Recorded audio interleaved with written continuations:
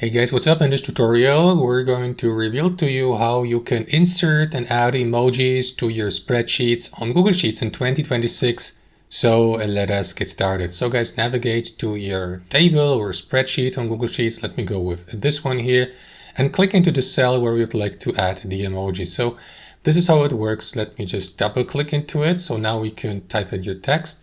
So click into insert here at the top, select emoji from the drop-down menu, and select one of these smileys and emojis listed here from the Google Sheets library. You can go with these categories like emotions, people, science, food, vehicles, and so on and so forth.